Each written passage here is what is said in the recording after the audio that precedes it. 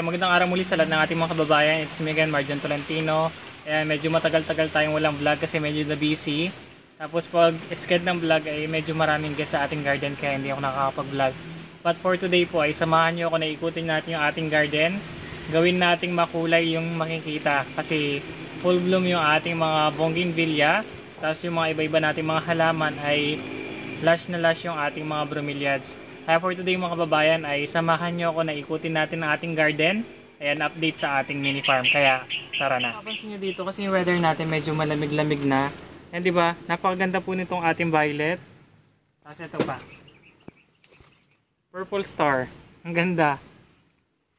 Kasi yan, ito pa po yung mga iba. Yan si Pink Devi. Tapos si Broken Heart. Ang ganda. Tapos dito i-flex ko sa inyo itong ating ginawa nung isang araw.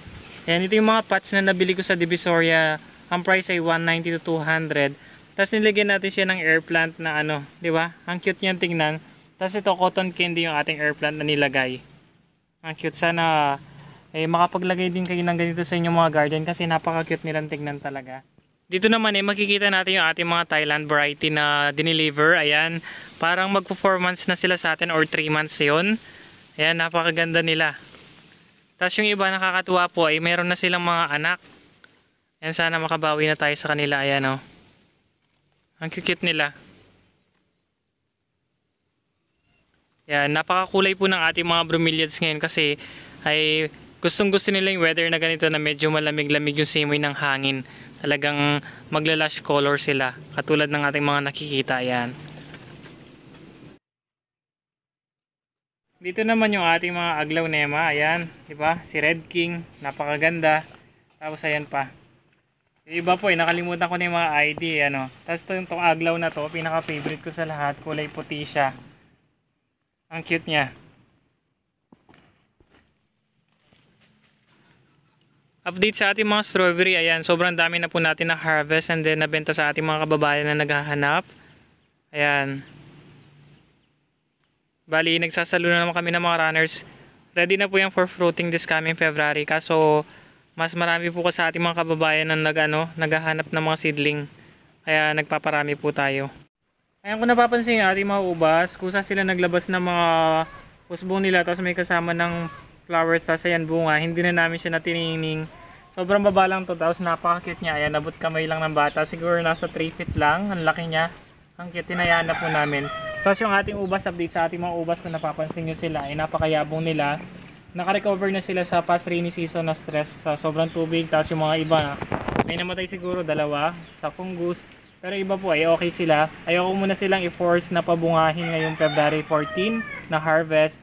Magpupron na po kami siguro by February mid para harvest tayo ng April katapusan or first week ng May. Ayan, para magkaroon ng picking dito sa ating garden. Kasi pag nag-prune tayo ng March, pupunta sila ng katapusan ng May or June ay nasisira na sila ng ulan.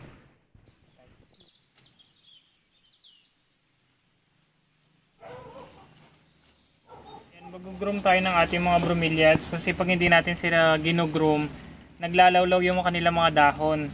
Para fresh silang tignan, ayan katulad yan, wala lang ng dahon. Diba, ang ganda niya. Ito yung pinaka-exciting sa lahat, yung pag-harvest ng mga ating mga small pops ng ating mga bromeliads na mga rare. Ayan, naka-harvest na tayo. Tapos ito, ayan, meron na rin siyang baby. Ayan, si high voltage ata yung pangalan niya, or touch me down. Ngayon kukunin natin yung kanyang anak. Nakakatuwa, 2 na pala agad yung baby niya. Ayan, 1, 2. Ayan, napakamahal po nito. Ayan, sa pag-harvest ganun lang. Kung mahirap, gumamit tayo ng pruning shear. Kuhanin natin agad para mag-anak uli siya. Kasi kakatapos na po nito na mag-flowers. Ayan, once na nag-flowers yung bromeliads, matik mag-aanak na po yan. Ayan, nakabawi na rin si Roberto. Hindi ko alam yung kasunod ng pangalan niya. Ito ay parang 1,800 or 2,000 natin nabili to sa Batangas. Kasi ito meron ng anak to from Thailand. Ang bait niya. Kahit wala pang flowers, may 2 na siyang baby. 1, 2. Nakakatuwa. Ito pa meron na siyang anak. Hindi lang gaano litaw yung kulay nila kasi sobrang Kulang talaga tayo sa spacing sa kanila. Kung napapansin nyo, ayan. Ang sikip talaga nila ng sobra. Kaya hindi sila nakaka-receive ng enough sunlight. Tapos ayan, double net tayo dito. Pero sa kabila, pag lumipat tayo sa kabila, makikita nyo yung ating mga bromeliads doon na parang ano siya, 60% shade or 50% ay napaka-lush nila. And while waiting sa ating mga bisita, kaso naiya kasi ako pumunta doon sa kabilang garden, maraming nakatambay na nagpipiknik from Olongapo sa Kabulacan sila. Ay tatanim muna natin yung ating mga na-harvest na mga bromeliads dito. Tapos mamaya natin check yung greenhouse doon, tsaka yung ating mga bougainvillea sa kabilang garden. Coco cubes yung ating gamit.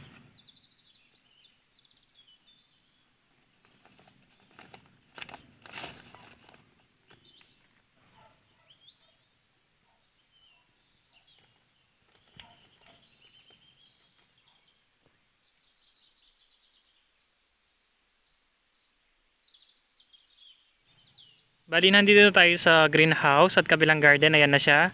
Yung ating mga bromeliads ay talagang napakaganda nila. Ay litaw na po yung mga kulay. Ganon din sa baba. Ayan, nagaganda ang mga aglaw. Tapos dito yung ating mga bromeliads, ayan, mga mother plant na sila.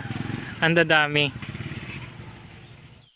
At ready na rin po yung ating mga aglaw for landscaping this year. Ayan. Para may showcase natin sa ating mga kababayan na pumapasyal.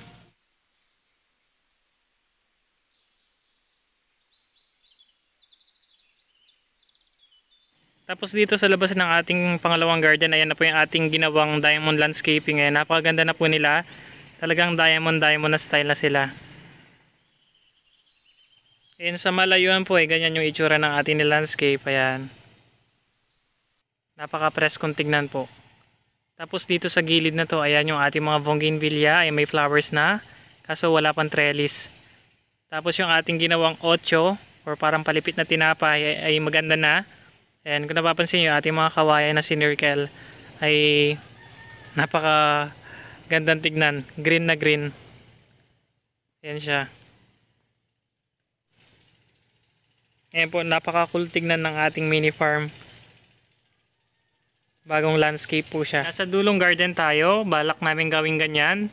Pa-circle, kaso hindi pa sila naka-training, tapos pagawa sila ng trellis. So, gusto ko pong i-flex sa inyo to.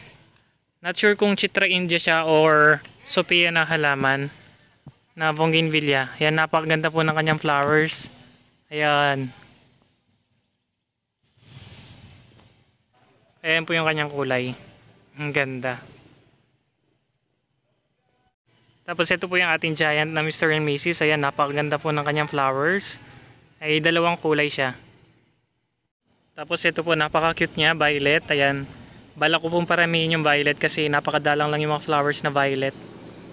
Tapos sa likod ay mga kulay orange. At yung pula po ay kakatapos lang ng... Tapos yung ating mga bougainvillea, ayan sila, mga common na bougainvillea. Pero kahit common sila, ay napakaganda po ng kanilang mga flowers.